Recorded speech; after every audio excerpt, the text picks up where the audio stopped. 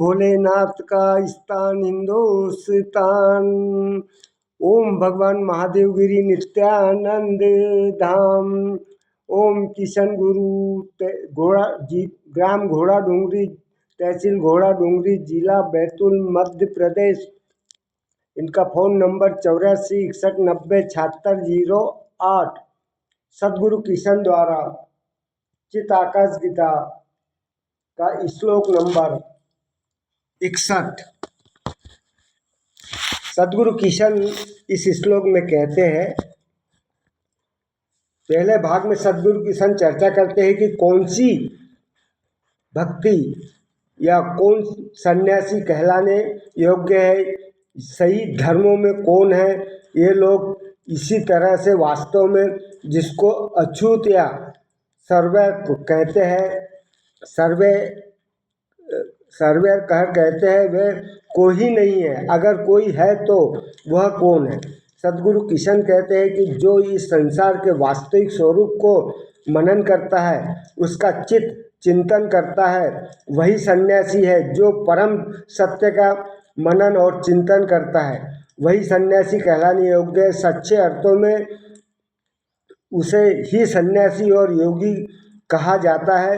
अर्थात बाह्य प्रतीकों, चिन्हों, बाह्य आडंबरों और कर्म कांडों से किसी को योगी या सन्यासी कहना उचित नहीं है।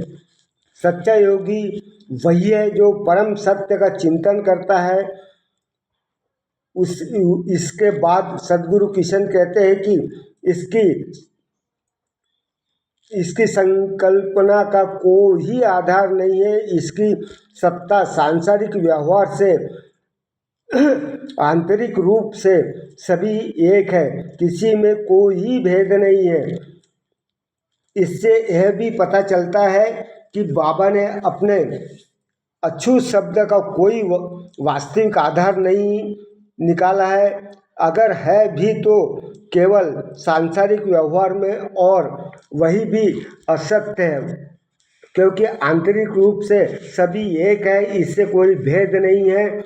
इससे यह भी पता चलता है कि भगवान महादेव गिरी नित्यानंद ने अपने समय में व्याप्त सामाजिक भेद भाव व विशेष को अछूत और त्यागी मानने जैसे कुरीतियों को चुनौती देते हुए उन्हें असत्य घोषित किया। वह कह रहे हैं कि वस्तुतः उसी ब्रह्म के अंश है। जैसे ऐसे में कोई अद्भुत कैसे हो सकता है।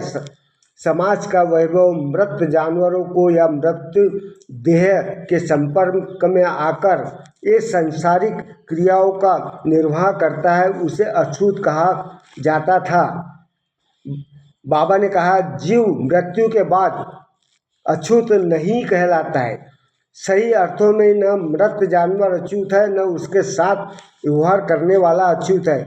अछूत तो वो लोग हैं जिनके दूसरों की घृणा, इच्छा और घमंड जैसे भाव में इच्छा रखते हैं, जो इन नकारात्मक भावनाओं का व्यवहार का त्याग करता है। सही मायनों में वे लोग अछूत हैं जो धर्म की खोखली और आडंबरी बातों की चर्चा में मग्न रहते हैं, वे अछूत हैं। और जो दूसरे की पीठ पीछे बुराई करते हैं, अछूत है। इस श्लोक में सद्गुरु किशन आगे कहते हैं, धागे और कपड़े की सिलाई सही अर्थों में सिलना नहीं। जब मन बुद्धि एक हो जाती है, सच्ची सिलाई वही है। बाबा फिर यह प्रतीकों में बात कर रहे हैं। बाबा को प्रतीकों में बात करना बहुत पसंद है। बाबा इनको सिलने के रूप में व्याख्यायित कर रहे हैं और कहते हैं कि धागा और कपड़े का मेल सिलाई नहीं है। असली सिलाई मनस और बुद्धि को योग असली सिलाई है। मनस और बुद्धि का योग होना असली सिलाई है। भारतीय दर्शन में बुद्धि और मन के विभिन्न रूप है। बुद्धि उच्चतः स्वरूप है और मनस उसका अंतर स्वरूप है। बुद्धि उनका अनुचरण, बुद्धि का गुण विचार करना है और निश्चय तय करना है। मन इंद्रियों से सहयोग से संसार को समझने में सहायता करता है, कुछ विचार निश्चित तय करता है। सदगुरु किशन का कहना है कि जब मन सांसारिक स्तर पर उलझना छोड़कर उच्चतर अवस्था की ओर अग्रसर होता है और इस तरह अपने स्वरूप को बुद्धि के समान करने उससे एकाकार होता है तो योग कहलाता है। और इसके अतिरिक्त जो कुछ भी है वे धागा और कपड़े की सिलाई की तरह है, सांसारिक स्तर पर ऊपरी दिखावा है। अब हम आते इस श्लोक के दूसरे भाग पर। 61वें श्लोक के इस भाग में सदगुरु किशन पुरुष और स्त्री के निरर्थकता पर चर्चा करते हैं। यह संसार पुरुष और स्त्री प्रकृति के मेल से उत्पन्न होता है। पंचभूतों से बना प्रकृति जड़ है, यहाँ जीव आत्मा चेतन है। इन अर्थों में प्रकृति स्त्री शक्ति वह है जो बाह्य संसार का प्रतिनिधित्व करती है। पुरुष व सेवक आंतरिक चेतन जगत कहलाता है, यह प्रतिनिधि है। आम धारणा है कि पुरुष की बुद्धि स्थिर होती है और स्त्री की बुद्धि चंचल होती है, इसलिए स्त्री को कहीं कहीं चंचला भी कहा गया है। विशेष सदगुरु किशन स्त्री और पुरुष में विशेष सहमति नहीं रखते। वे कहते हैं स्त्री और पुरुष का भेद अगर है तो केवल बाह्य स्तर पर, आंतरिक रूप से स्त्री और पुरुष दोनों समान हैं। जब बुद्धि और मनस का विलय आत्मन से हो जाता है उस अवस्था में प्रकृति का ये भेद भी मिट जाता है। जो कुछ भी जड़ चेतन है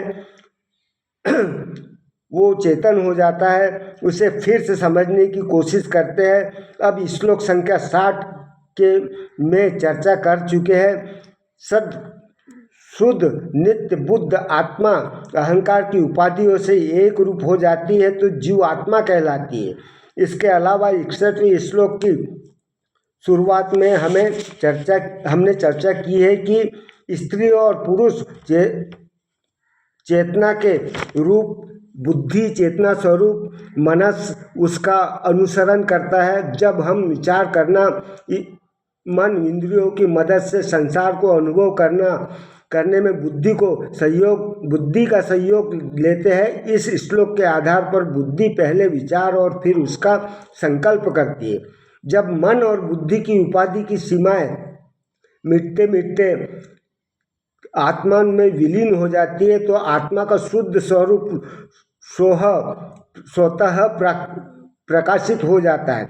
यह वह अवस्था है, यह स्त्री और पुरुष का भेद नहीं है, शिव और भक्ति के भेद नहीं है, बाह्य और आंतरिक संसार की शुद्ध नहीं रहती है, शुद्ध चेतन ही रह जाता है। यदि शुद्ध चेतन शिव है, शुभ है, कल्याणकारी है, इसीलिए अगर कोई स्त्री भी हो तो वह स्थिति में आकर आध्यात्मिक जागृत में वह शिव में परिलक्षित हो जाती है।